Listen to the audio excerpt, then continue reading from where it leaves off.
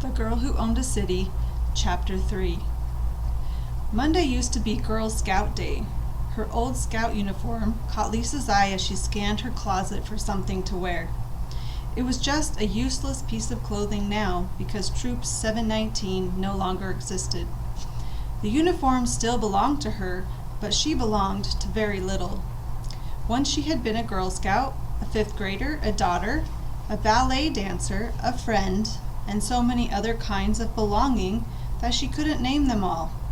Now she belonged only to herself and to Todd. She tried on the uniform anyway. Somehow it made her feel good. Anxious to start her trip to the farm, Lisa did the morning chores as fast as she could. She made the bed, wound the clocks, dressed, checked the doors and windows, and prepared breakfast in less than 20 minutes. Todd asked his regular breakfast question. "What are we doing today, Lisa?" She started to tell him that he should try fishing, but she hesitated. She had been too bossy lately. Young as he was, Todd was her partner, and Lisa knew that it would be better if they acted as a team. A suggestion would be better than an order. "Do you think you could catch some fish at Perry's Pond?" she asked. "Sure, Lisa." He was confident. "Good, I'll help you get the stuff together." "I'll find some worms," Todd volunteered, putting on his coat. "Where's the shovel?" She helped him find it and then watched as he dragged the huge shovel toward the triangle. She smiled, feeling certain that she would be the one finally digging up the worms. Todd returned from the woods a few minutes later. "He's given up already," thought Lisa, but she was wrong. There was a giant smile on his face and a collection of worms, twigs, and leaves in his coat pocket. They picked out the biggest worms and put them in a coffee can. After she strung the bamboo pole, Todd started out for the pond. "Come back by 10 and don't fall in the water," she said. Oops, she thought. I'm giving orders again. "Okay, Lisa." After he left, she eagerly set out on her own adventure. On Chittister Street, she found a red, high-sided wagon. In it were a few small cars and a toy truck that she would bring home for Todd. The wagon itself would be perfect for carrying whatever she might find at the farms. At home, she tied the wagon securely to the back of her bicycle. If she did find a chicken, she would need a cage of some kind. The wicker clothes hamper that she loaded into the wagon would work. She would be gone for several hours, so she pocketed the last candy bar to keep the hunger away. She prepared Todd's snack, soda crackers and a packet of low-cal instant breakfast mixed with water. She hated the taste of this diet stuff, but she was very glad to have it. Todd returned at 10 without any fish. He hid his disappointment behind talk about tomorrow's fishing trip, about how he needed more time, and about how he was sure he could catch fish for them. "Fishing takes patience," he said, in a tone of voice that reminded Lisa of Uncle Pete. "Tomorrow you'll catch some, Todd," she said. He was a good kid. But he turned back into a sassy little brother and threw a tantrum when he learned that Lisa was going on a trip without him. "Why not?" he asked finally, when he realized that she wasn't changing her mind. "Because of the gangs I've been hearing at night. They are starting to steal from other families like us. Soon they'll be out in the daytime and we have to be careful. Don't you want to be the guard of our house?" "I guess so," he answered. He had a familiar look of worry. "How long will you be gone?" "I should be back by 3 at the latest. Did you wind your watch?" "Yes." "Remember," she said, mounting her bike, "stay in the house, keep the doors locked, and if anyone should try to break in, hide in the crawl space under the stairs. Keep the gun with you all the time," she added. "Your breakfast is on the table." She rode off, with the wagon clattering along behind her. On Ryford Street, she saw a few faces peek from the door of a boarded-up house. She pedaled as slowly as possible, but the metal wagon still banged against the pavement, making too much noise. A girl from Beth Bush's house recognized her and began running to meet her. For some reason, she stopped abruptly after 2 or 3 paces and then ran back inside. Lisa saw this from the corner of her eye and wondered what had stopped the girl. Which one of my friends would be living at the Bush's house, she wondered. It looked vaguely like Becky Cliff, but it was hard to be sure. Whoever it was had not been too lucky. Her face was pale and smudged with dirt. Her hair and clothes looked neglected. Those kids are probably wondering what I'm up to, thought Lisa. They can see that I'm off to find supplies, but they can't guess why I'm heading away from all the houses and stores. I hope I'm the first to think of this. I'll be mad if I pedal all the way out to these farms just to find them empty like everything else. Lisa's leg muscles were beginning to ache, but her mind was so busy with thoughts of farms and fields that she didn't notice the pain. There just has to be lots of food there, she thought. After all, that's where food comes from. At North Avenue, she decided to rest her legs. After pulling the bike into a deserted gas station, she sat for a while in the weak winter sun, using a gas pump for a backrest. She ate the candy bar, but it made her thirsty. A water faucet was fixed to the outside wall of the station. Perhaps there was still enough pressure in the tank to force out a little trickle of water. To her surprise, the water came rushing out. After taking a long drink, she returned to her seat by the pump. As she sat and stared at the big, empty road, Lisa became aware of its stillness. There was not one single car, not a sign of life anywhere. She had made all her other visits to this intersection in the family car.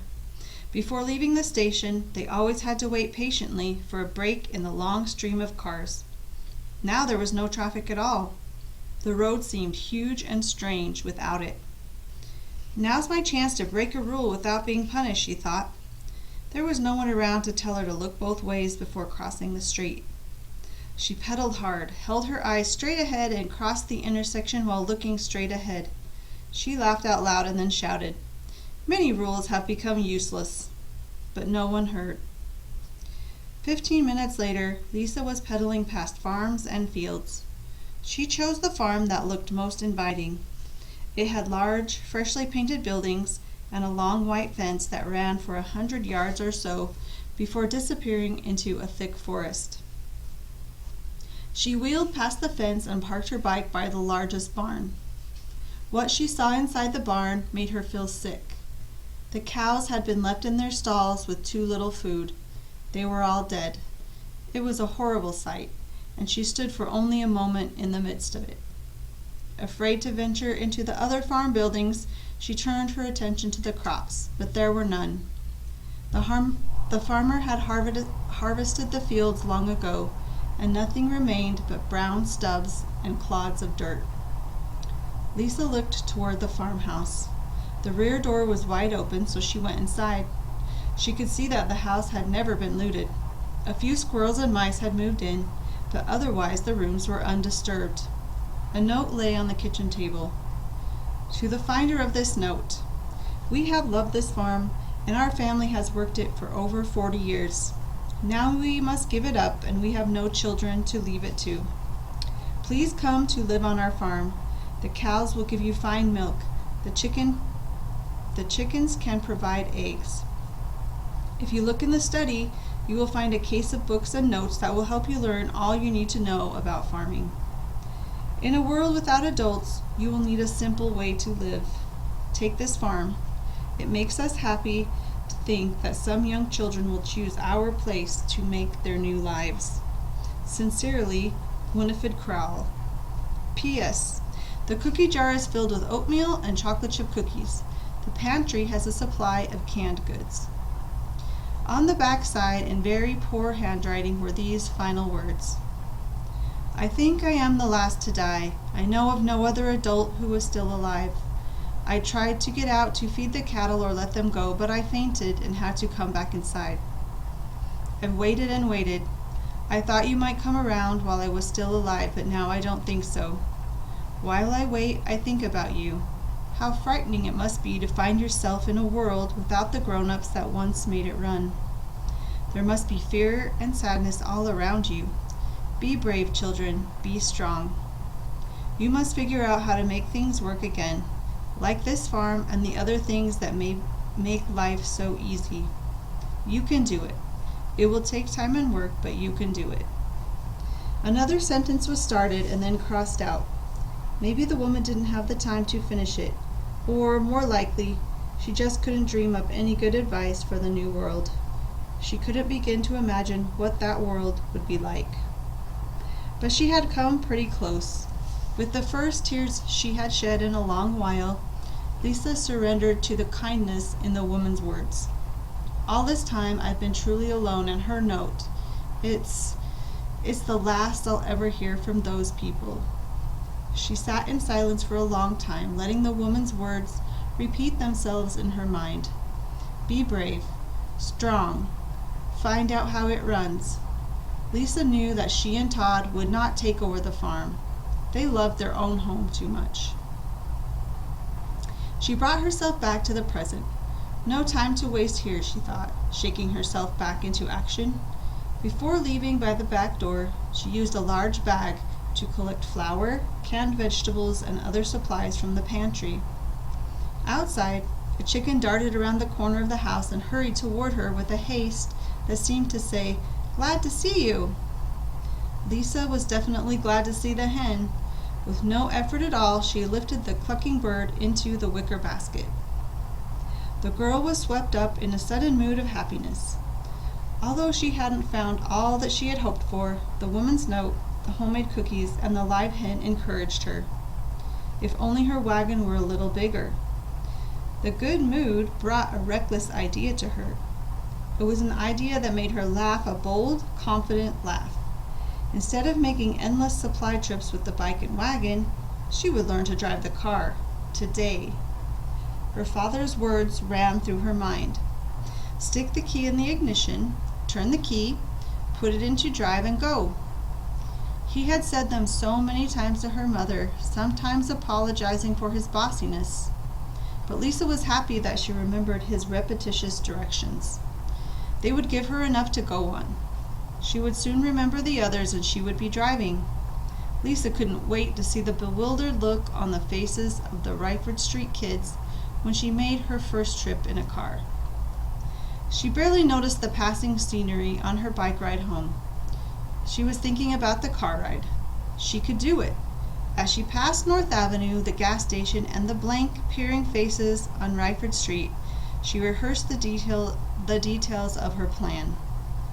Her father's instructions came to her clearly now, as if they had been stored on tape somewhere in her brain, waiting to be called into use.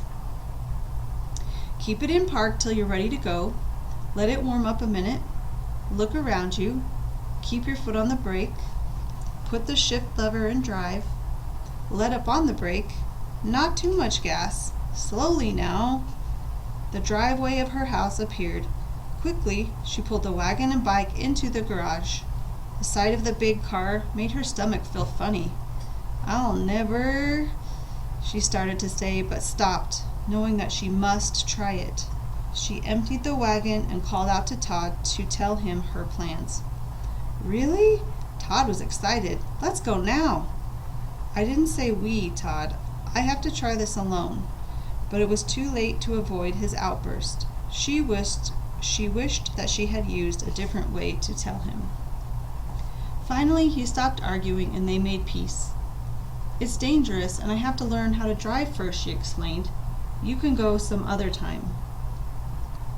Lisa drew a map of her course and traced the route to North Avenue with her finger. "If I'm not back by 3:30, come looking for me." He watched her climb into the car. "Be careful, Lisa." His warning surprised her. Was he imagining his own fate if something actually did go wrong? She sat behind the wheel and struggled to adjust the thick cushioned seat. The dashboard seemed to loom above her, and her feet barely touched the pedals. Lisa was frightened. 10-year-old girls just didn't drive cars. What made her think that she could? Her body shook in silence for a long time. "Darn tears," she said out loud. Then she laughed at her first real swear word. Somehow it made her feel better. Wiping the blur from her eyes, she said it again, louder this time. They needed those supplies, and getting them would take 10 trips with the wagon. Besides, someone else might find the stuff before she could get it all moved. If she could learn to drive this car, then she and Todd could really stock up. That would give them time to make better plans. The future had not been very clear, but now she could imagine months and years of finding food and trying to survive. The car would help a lot. She looked at the fuel gauge. Full. Good thing the car is facing out to the street, she thought. I'd never be able to back it out. She remembered the instructions again. Turn the key.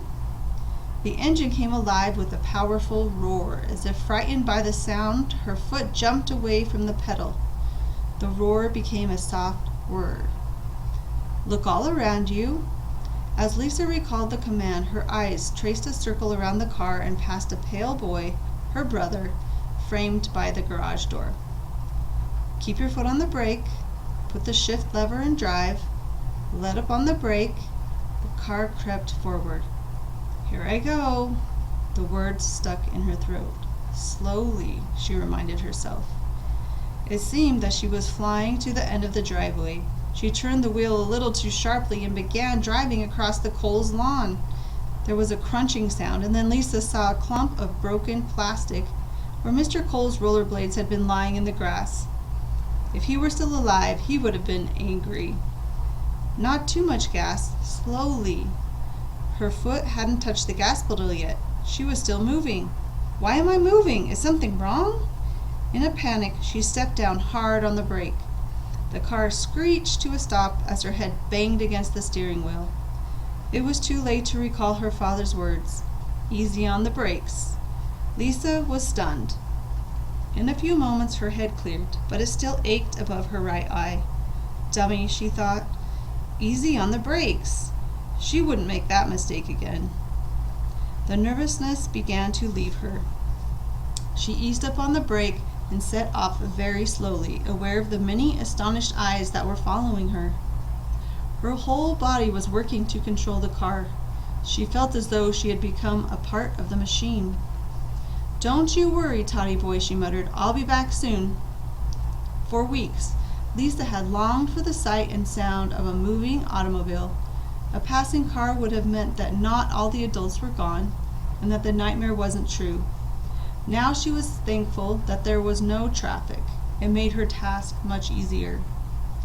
Slowly she guided the car toward the farm, down Ryford to St. Charles, to Swift Road, across North Avenue. On the straight stretches of road, she practiced moving the brake and gas pedals. Her top speed of 10 miles per hour seemed like 100. At the farm, she loaded the car all the way to the ceiling and then cautiously inched her way back toward home. As she pulled into the driveway, Lisa was deep in thought. It would have taken at least 6 full days with the wagon to get this much stuff. If she didn't waste gas, this car could save their lives. She had never thought about a car that way before. Proudly, she honked the horn. Todd ran out to meet her, and together they unloaded the supplies. When the car was empty, she said, Todd, it's only 3, and I have time for another trip. Carry all this stuff into the house. Put all the canned things in the hiding place under the stairs. If you run out of room, use the freezer. It will be a good storage space that we can lock. If there still isn't enough room in the freezer, use the washer and dryer. Why the washer and dryer? Todd asked. The gangs probably won't look there if they break in. You can put all the tools and other stuff that isn't food in the furnace. Just slide up the furnace door. He stared at the huge pile of food. Okay, Lisa, but hurry back. I'm hungry. She pulled some cookies from her pocket, then said, I've got a surprise treat for you tonight. You'll like it. By the time she had the car started again, the cookies were gone. As she drove away, some new hidden eyes followed her. Their expression was not astonishment. It was something quite different. I should have been more careful, thought Lisa. Maybe a gang saw the load I brought home. It was dumb to honk the horn and then leave Todd unprotected with all that stuff in the driveway. But she couldn't turn back. She still had time for one more load.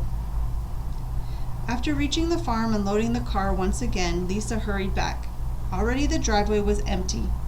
The little rascal must have run up the stairs with every load. She happily promised herself to tell him 2 stories that night. Realizing all that she had to get done before dark, Lisa rushed to unload the supplies into the garage. They could hide them later if necessary. Tired, she rested a moment against the car before making another trip to the garage. What a magnificent thing that car! Suddenly, a rock smashed into the rear windshield. Then Lisa heard a laugh from the Triangle Woods. In an instant, it all became clear. "Todd!" she cried, as she ran into the house. Where was he? She searched the rooms. He was gone. "Todd! Todd!" No answer. He was nowhere to be seen. The upstairs was silent, empty. As she walked past the hiding place, she heard a muffled, frightened sob. She knew where he was. The light from the open doorway fell upon his face. He was bleeding. "Oh, Todd! Oh, Todd!" He looked at her and clung to her. For a long time she couldn't speak. Finally she asked, "What happened?" I was bringing things into the house when they came. They took our food. They were mean to me, Lisa." "Don't worry, Todd. I won't let it happen again." "Who were they?" "I don't know. They pushed me and hit me and said we couldn't have that stuff." He stopped crying. She studied his injuries, a bloody lip and some minor bruises. She dried his tears and blotted the blood from his lip with a towel. "Rest here on the couch and I'll make a supper." He was pleased when she served the spam and noodles, and his fright disappeared altogether when she offered him a candy bar for dessert. The gang had only taken what was in the driveway, so the chicken was gone. But they hadn't bothered to look in the house. Perhaps she had interrupted them, though she couldn't imagine why they would be afraid of her. Before securing the house that evening, Lisa locked the car and hid the key. Later, in their small room, she stared into the candle flame. She was too tired to blow it out and too excited for sleep, so she thought about the day that had passed. It seemed that things were beginning to take shape, but she wasn't happy about what had happened to Todd. First thing tomorrow, she had to find new hiding places for the supplies. The house also needed some defenses. Her thoughts drifted back to their bed, and she became aware, without looking, that Todd was wide awake and thinking too. "Hey, Todd." Her voice was loud in the silence of the study. "What are you thinking about?" He avoided her question with one of his own. "Will you tell me a story?" "Sure." Lisa thought for a long time and then began. "There was a boy about your age, Todd, who lived many years ago. He and his older sister were living in a poor old house, alone, because their parents were gone, just like ours. The other people of the town were very poor, and they didn't have much time to help the 2 orphans out, so the boy and girl had to take care of themselves. The town hadn't always been poor. There used to be a big factory where the men and women worked, but the owner of the factory died, and no one wanted to keep it going anymore. Many people moved away, but a few families stayed. They got poorer and poorer, but they stayed. The father of the boy and girl had held a good job in the factory. It was his work to design the candles. For many years, candles that he designed were sold all over the world. Some were plain and others came in beautiful shapes and colors. Christmas was the best time of year for the town because the factory sold thousands of Christmas candles. After the father died suddenly, their mother kept the children alive by raising chickens and vegetables. But one day she became sick. Her illness lasted a long time and she had to stay in bed, so she taught the boy and girl how to care for the chickens and how to tend the garden. Each morning they would take eggs and vegetables to the highway and sell them to the passers-by. Their store was a large table with a sign that the girl had made. Even after their mother died, the children kept selling chickens and vegetables on the highway. They earned very little, but it was enough to buy more food.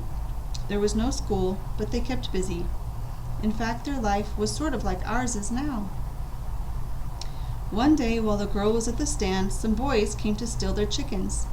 They were mean to the little boy and hit him. He was afraid and sad, too, because he couldn't stop them. He knew that the chickens were very important. When the girl came home and found what had happened, she cried a lot. Then the little boy started crying, because if his sister cried, it must be very bad. She hardly ever cried. The little boy went to bed and thought about what would become of them. He thought he was no good to anyone, and he said to himself over and over again, "You couldn't fight those boys or even save the chickens." He thought sadly that there wasn't time for him to grow up to be helpful because they would starve first. He felt like a coward. But he knew that feeling sorry for himself was a waste of time. Suddenly he had an idea that stopped all of his sad thoughts. He knew what had to be done and that he could help. He woke his sister and proudly told her his plan. When the candle factory was still working, everything was okay. But after the factory stopped, everyone became poor like us. So let's open the candle factory. His sister didn't say a word. He thought that she didn't like his idea, but he continued, "We can make candles just like Father used to for Christmas presents. It's easy, and people like candles." He was excited. Still, his sister said nothing. He was sure his idea would work, and all his cowardly thoughts seemed gone forever. "It will work. Don't you think it will work?" he asked. "Yes," said his sister, "I think you're right. Christmas is coming, and people will buy candles. The factory is still sitting here. Maybe we can talk to some of the townspeople to see if they want to open the factory again." The little boy went to sleep, feeling very happy and proud. The next day the two children went to see every family in the town. But nobody wanted to help. Many said, "We don't know how to run a candle factory." Some said they were too busy. Others laughed at the boy, making jokes about the little businessman. He didn't care. He was sure his idea would work. So he went with his sister to the candle factory to look around. They found that all the candle-making machines had been taken away. The only thing remaining was a supply of wax, but it would be enough to start with. They used what was left of their money to buy more wax and coloring, and made their candles by hand. They heated the wax over the stove and mixed in the color. Before the wax cooled, they poured it into different sizes of cans that held string down the middle for the wicks. As the days went by, their candles got better and better. They were too busy to wonder if they would succeed. The girl made a huge sign that said, "Christmas candles, $2." On Saturday, they both went to the highway. It was 1 week before Christmas. Many people stopped to admire their handiwork. By noon, they had sold all their candles and had earned $200. They were so happy and excited that they ran all the way back to the factory to make more. By Christmas Eve, they had made over $500. They were the happiest children in the world. At home that night, the girl said, "I have a surprise. Wait in the other room till I call for you." It seemed like forever, but the boy waited patiently. Finally, she called him into the room. There on the table were 3 packages wrapped in Christmas paper. "Merry Christmas," she said. Excited, he opened them and found a book, a shiny toy car, and a box of his favorite candy. They were his first presents in 3 years. He kissed his sister, saying, "But I don't have a present for you. I'm sorry." "You gave me a wonderful present," she replied. "Your idea saved us." They made plans to really start up the factory again and go to school and many other things. They talked a long time before the girl blew out their candle. It was the first one they had made. Did you like that story, Todd? He said that he wanted another. Lisa told him another, this time a shorter one. When that story was finished, his mood began to change. He lost his self-doubt. He was no longer a cowardly little kid. He soon fell asleep. Everything was quiet except for the sound of soft breathing. In the darkness, their problems seemed easier. She could see now what they had to do. They must hide their supplies, in the walls, in the furniture, under the floor, in the furnace, and in places that would protect them from any invader. Next, she had to figure out a means of defense, and she knew it wouldn't be easy. Perhaps booby traps in the yard would work. Even better, they could string a fine thread around the house that would trigger an alarm and start an avalanche of rocks falling from the roof. That's it, she thought, above the front and rear doors, and then some new weapons. The gun wouldn't be enough. Once their defenses were in place, she could make more trips to the farm, But she had a feeling that the farm supply wouldn't be nearly enough. Soon the other children would think of the farm, and then what would she do? Where would she go for food? She thought, and her thoughts turned to dreams about a fantastic place with rows and rows of her favorite foods stacked against the walls as high as the ceiling. Sometime in the night she awoke. She was thinking of the words warehouse, warehouse, a place where things are stored. How had that come to her? She lit the candle, climbed out of bed, and began thumbing through the telephone book. Finally, she found what she wanted: groceries, wholesale. Here it is, a Jewel grocery store on North Avenue. Close enough, she thought, and I'll bet no one else has even thought of it. Her mind wandered through the fabulous place for a long time, conjuring scenes of the endless supply of food she might find. She had to go there soon. But she couldn't leave Todd alone again, at least not until a better defense plan had been arranged. She would call a meeting of the kids on Grand Avenue to form some kind of militia. By cooperating, they could protect one another from the gangs. If they planned together, they could even figure out a way to survive after the new supplies were gone. Her thoughts went on until they became dreams again. Her parents wouldn't have believed it. They had known that Lisa was smart, but would they have believed that she could survive so cleverly? That she could drive a car or provide for a family? Everything had changed, and Lisa wasn't really 10 years old anymore. She may have earned good marks in math and English, but now she was struggling to pass a frightening course in survival. The old life had disappeared and had left many clues. Somehow she would survive and succeed.